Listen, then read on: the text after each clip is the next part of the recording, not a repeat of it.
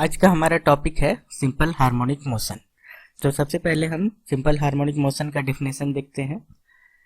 Simple harmonic motion का definition है the motion of A particle in a straight line is said to be a simple harmonic motion if it satisfies the two conditions. The first condition is the acceleration of the body or particle should be always directed towards a fixed point. And the second condition is its acceleration should be directly proportional to its distance from the fixed point.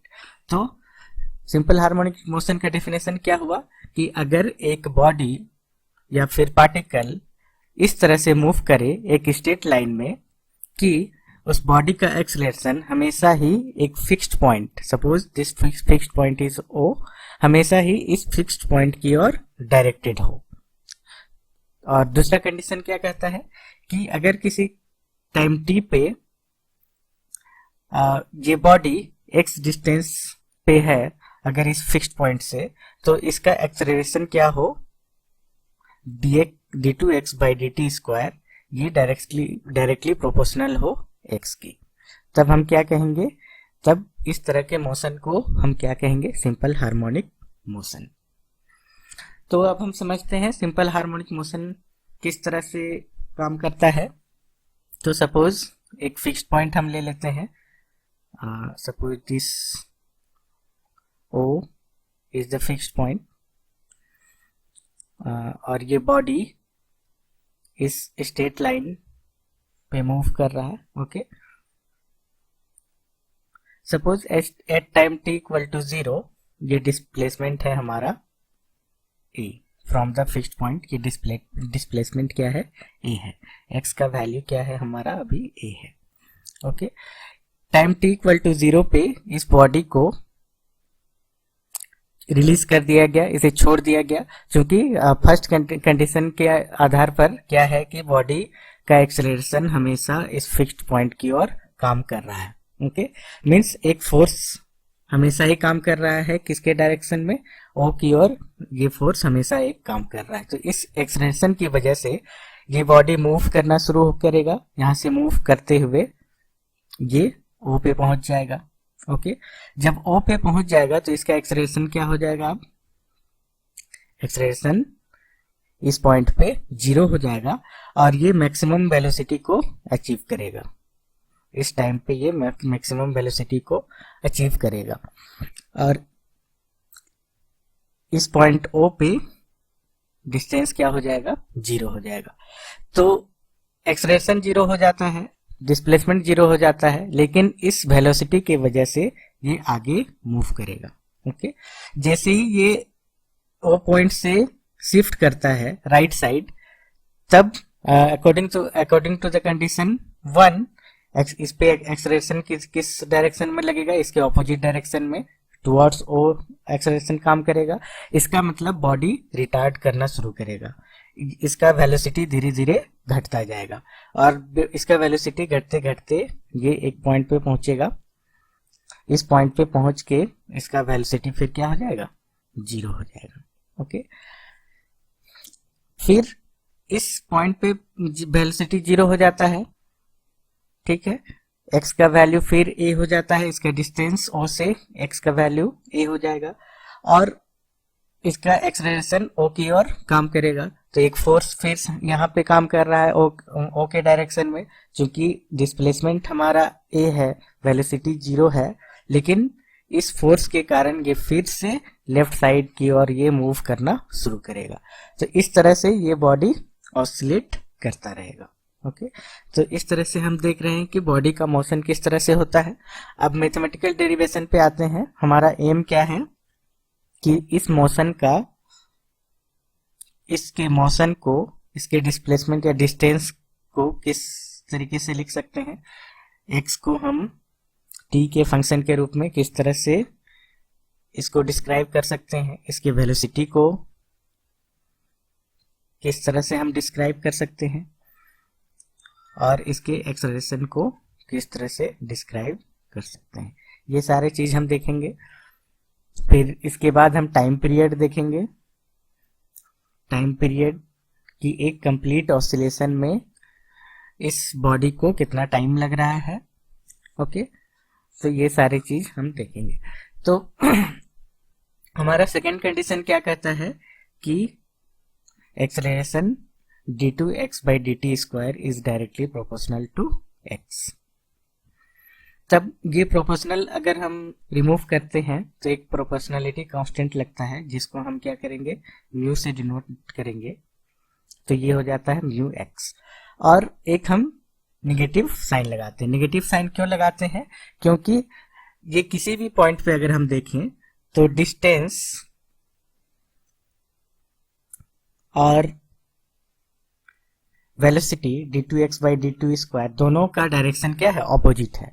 जैसे अगर O से हम distance measure करते हैं, अगर इस point को हम एडेस मान लेते हैं, इसको A मान लेते हैं, अगर बॉडी O और एडेस के बीच कहीं भी है, सपोज इस पॉइंट पे है, तो हम डिस्टेंस मेजर करते हैं O से, तो ये O से इस पॉइंट पे डिस्टेंस ये राइट साइड में हम मेजर कर रहे हैं, और इसका जो एक्सेलरेशन है वो क्या है, लेफ्ट साइड में है, क्योंकि हम acceleration is always directed towards O, तो दोनों ही ऑपोजिट डायरेक्शन में है, तो डिस्टेंस और एक्सेलरेशन हमेशा क्या होगा, ऑपोजिट डायरेक्शन में होगा। इसीलिए हम क्या किए हैं, यहाँ पे एक नेगेटिव साइन लिए हैं। और अगर O और A के बीच में बॉडी रहे, तो इस केस में भी हम देखते हैं कि बॉडी का एक्सेलरेशन राइट साइड की ओर है, और इसके डिस्टेंस का मेजरमेंट हम लेफ्ट साइड की ओर करते हैं। O से इस पॉइंट की ओर आते हैं, इस पर्टिकुलर पॉइंट की ओर आते हैं। तो यहाँ इस केस में भी हम देखते हैं कि डिस्टेंस और इसके एक्सेलरेशन का डायरेक्शन हमेशा ऑपोजिट रहता है हमेशा। तो हम यहाँ पे क्या किए हैं, नेगेटिव साइन का यूज किए हैं। अब हम ये हमारा क्या हो गया, एक डिफरेंशियल इक्वेशन हो गया। इसे हम इस तरह से भी लिख सकते हैं, d2x/dt² plus mu x equal to 0। ये क्या है, second order linear differential equation with constant coefficient. Okay, तो इसे हम सॉल्व कर सकते हैं। आपने बीएससी पार्ट 2 में सारे कॉन्सेप्ट्स आप पढ़ चुके हैं, second order differential equation with constant coefficient का। तो ये डिफरेंशियल इक्वेशन इजीली सॉल्व हो सकता है। इस डिफरेंशियल इक्वेशन का अगर हम ऑक्सिलरी इक्वेशन लिखना चाहें, तो इसका ऑक्सिलरी इक्वेशन क्या होगा, m² plus mu equal to 0। इस ऑक्सिलरी इक्वेशन का रूट हम निकाल लेते हैं। इसका रूट क्या होगा, plus minus i root mu. तब इस डिफरेंशियल इक्वेशन का सॉल्यूशन हम लिख सकते हैं। इसका सॉल्यूशन हम क्या लिखेंगे, x equal to e⁻0t c1 cos under mu t plus c2 sin under mu t। ये हमारा क्या हो जाएगा, इस डिफरेंशियल इक्वेशन का सॉल्यूशन हो जाएगा।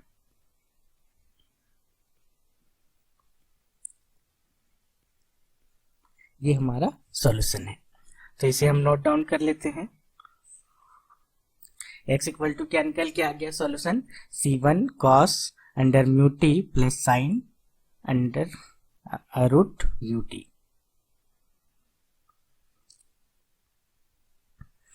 तो x क्या आ गया, हमारा डिफरेंशियल इक्वेशन है d2x/dt² equal to minus mu x। ये हमारा डिफरेंशियल इक्वेशन ऑफ SHM। इसे हम क्या लिखते हैं, differential equation of the SHM।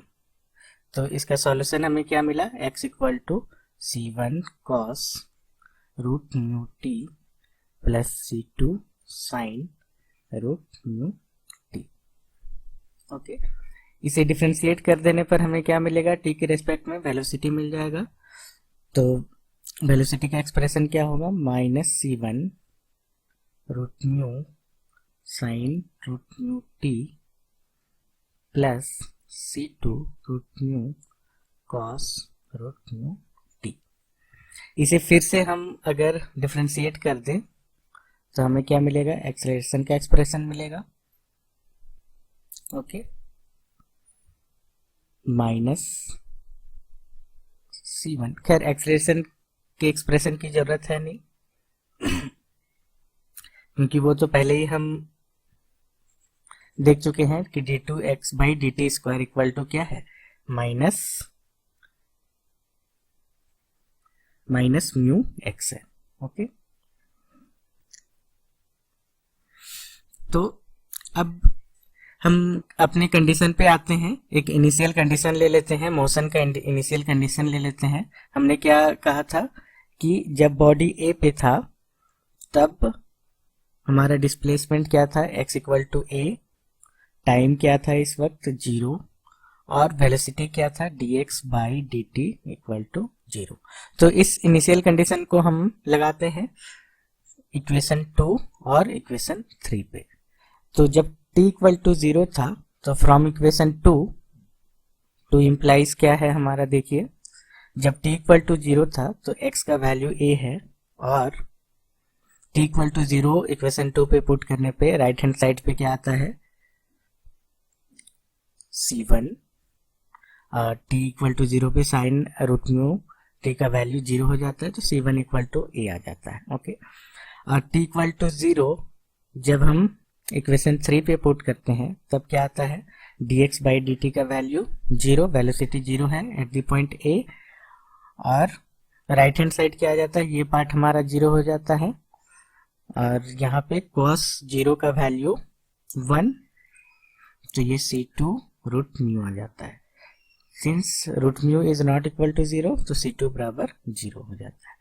तो इन दोनों वैल्यूज को हम इक्वेशन 2 में पुट करते हैं तो क्या मिलेगा हमें, x equal to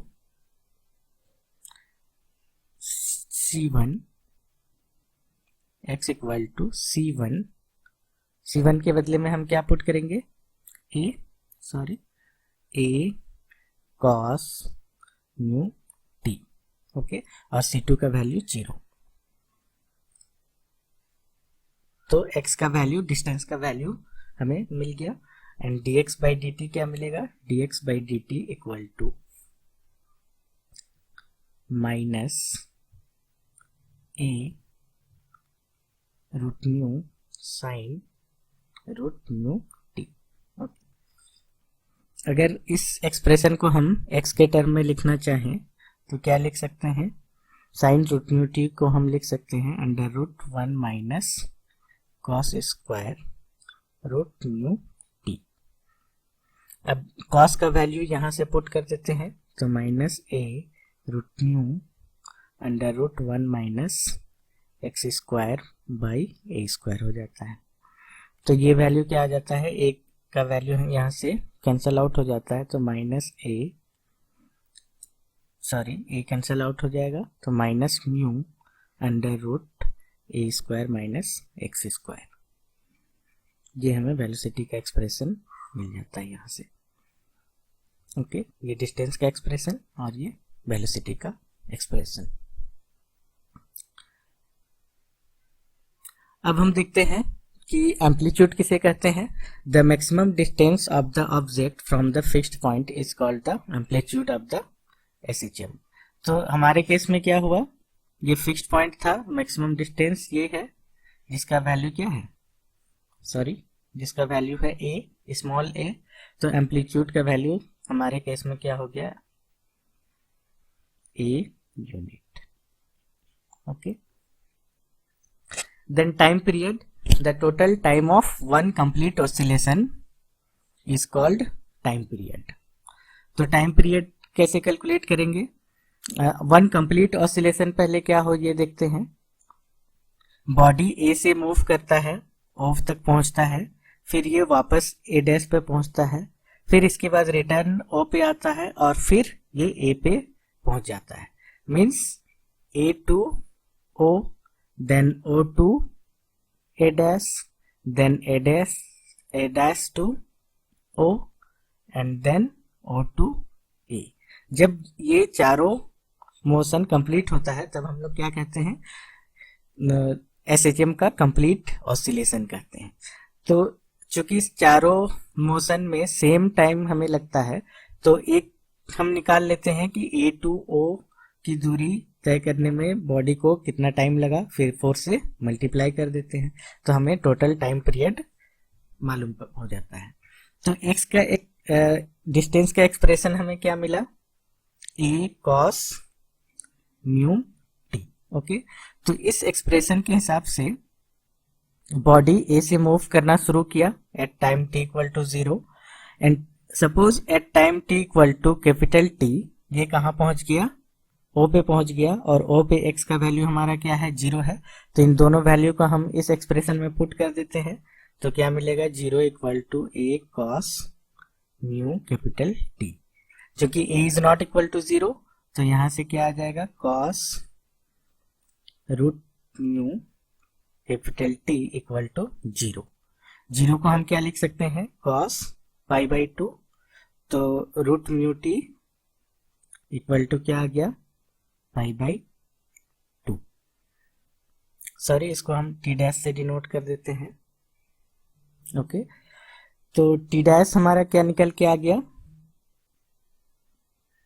pi by 2 root mu.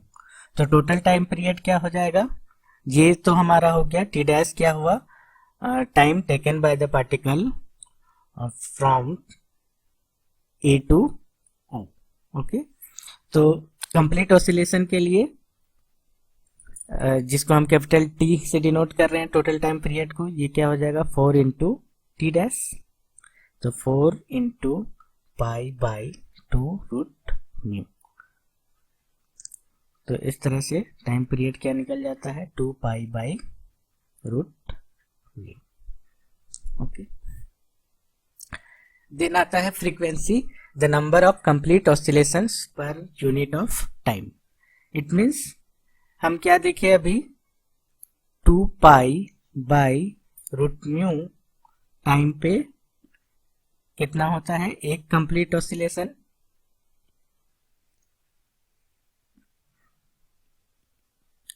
अब यहां पे हम यूनिटरी मेथड लगाते हैं कि 1 यूनिट टाइम पे क्या होगा, 1 by 2 pi by root mu oscillation. It means root mu by 2 pi oscillation. Okay, तो फ्रीक्वेंसी को अगर हम स्मॉल एफ से डिनोट करें तो एफ इक्वल टू क्या हो गया, root mu by 2 pi. This is also therefore reciprocal of the time period।